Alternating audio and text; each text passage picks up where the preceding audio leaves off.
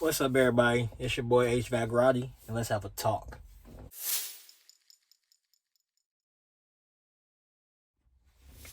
What's up? So, basically, like I was saying, I went to a technical school, which was technically a trade school, no pun intended. It was basically a 2 year course. I finished in a year and a half because I did summer classes. Um, Basically, 2 year courses, and you basically go. You have about 3 classes a week. Mine was about Monday, Wednesday, Thursday, about 10 p.m., not 10 p.m., 10 a.m. to about 1 p.m.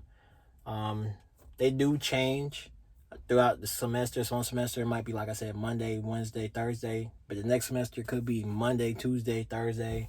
Next semester could be Monday, Wednesday, Friday. It does change. They do offer night classes at my school. I think night classes was around about 6 p.m., about to 10 p.m. I really never met anybody that was doing night classes. But I do know they offer them just for people who just, have, responsibilities during the daytime with work or kids or whatever you had to do, but you just wasn't able to do it during the day. Um, it really wasn't that bad. It was the students wise, it was probably 30 of us in the class. I can tell you one thing. I started with 30, but I didn't end with 30. I probably graduated with 8 students. Um, Once again, I did finish in the summer. Well, I did do summer classes, so I finished earlier than most students. So some of that also had to do with that. Some people didn't take summer classes, so they had to wait, or they just dropped out. Um, the cost of technical school, mine personally wasn't that much, in my opinion. It always depends on your circumstances and your financial stability. My first year of schooling actually was free, which played a big part. In Georgia, we have something called a Hope Scholarship, and they give you that to certain students who do trade schools right out of high school. I went straight out of high school, of course. I was 18, went straight into trade school, and part of that they give you free schooling for like a year, and then you have to pay second year. My second year really wasn't that much because once again I only did half of the school year. So my second semester was probably, I want to say I paid probably about like 2,000 ish, around that range, which, like I said, isn't bad for me, but it also depends on your circumstances. Days in class was basically you go 10 p.m. We sit in the classroom. Instructor would tell us what we're learning today, what we're learning this week for about a good hour, and then we'll go to a lab, which is a big warehouse basically full of air conditioners, furnaces, air handlers, just a whole bunch of equipment, just stuff, vents, just pipes, everything basically in this big room.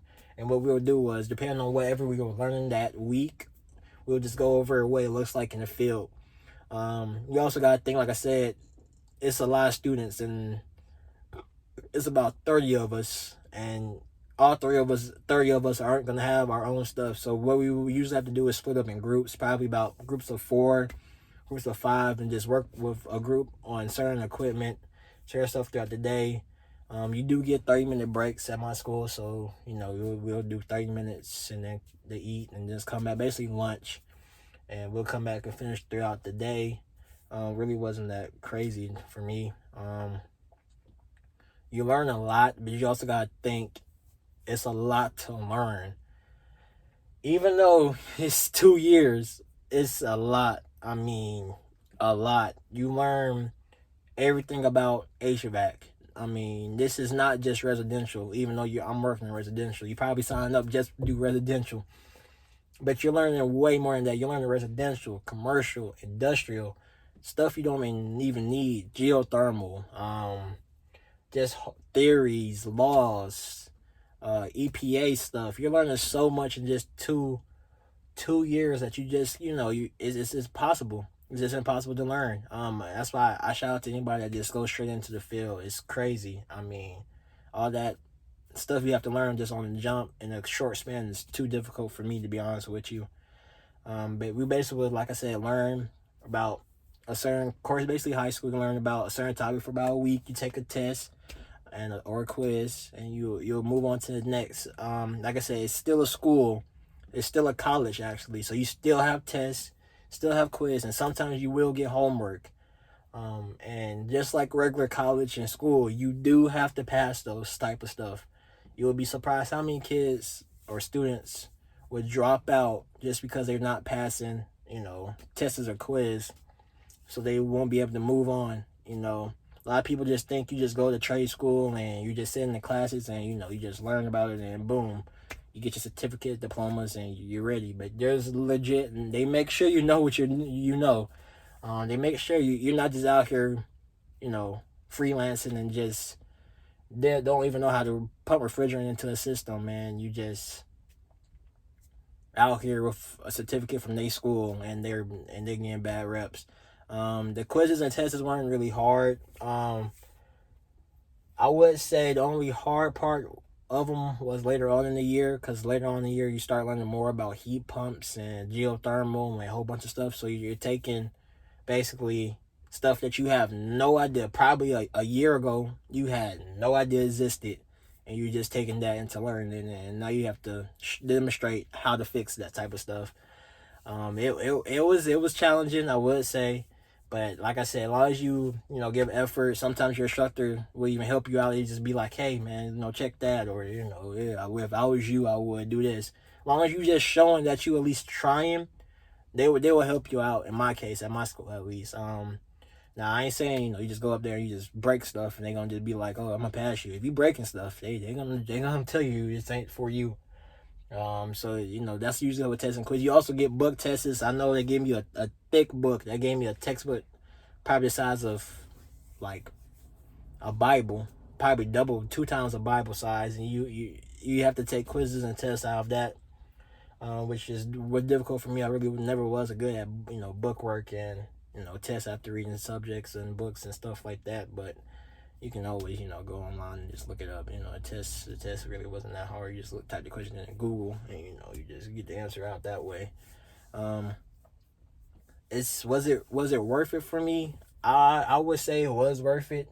Especially being young, coming into a field like this, being young, you have a lot to prove. I will say you gotta think you're 21 or you're 22, and you basically fixing on somebody's air conditioner, and they have to trust a 22, 21-year-old dude who just came out of high school 3 years ago to fix my air conditioner. You'll be surprised how many people will look at me after I, tell them my age, or they look at me based off of facial features and be like, there's no way this kid knows what he's doing. And, so you got a lot of pressure on you. So I would say for me, it was worth it, because I feel like if I was just coming in just with no experience, if I came to an interview and they just be like, I'm not going to hire you because you just have no experience, no schooling. You just came out of high school and you just figure you just want to do this. And it's just something I really is happy I did. For somebody older, which I did see a lot. In my class, I was the youngest by about 5 years. I think the next oldest dude was about 23-ish. You do see at school a lot of older guys while I was going. It was probably about everybody in their 30s to about mid 40s. In that case, I would say, school still is worth it, even if you're 30, 35, 36. I mean, I know a lot of people be like, I don't have time. I need, career. I'm done doing 9 to 5s. I'm trying to get a career. I'm trying to get in the HVAC world. But I'll definitely still do school. And even if you're trying to rush, I mean, at the end of the day, you want to know what you're doing. You don't want to go into the field and tell somebody at an interview, I know what I'm doing. They send you off by yourself and you breaking stuff. Or you're not calling them, or you think you know stuff, or you have to Google stuff, stuff like that. So I still say school, even though it's school and it takes a while, it's pretty good just to get everything out the way in that case. That's basically really it. I mean, you go to school, like I said, classes are out 3 days for me at least. You do have side classes. I did have to take certain math classes and English classes, but it really wasn't tough.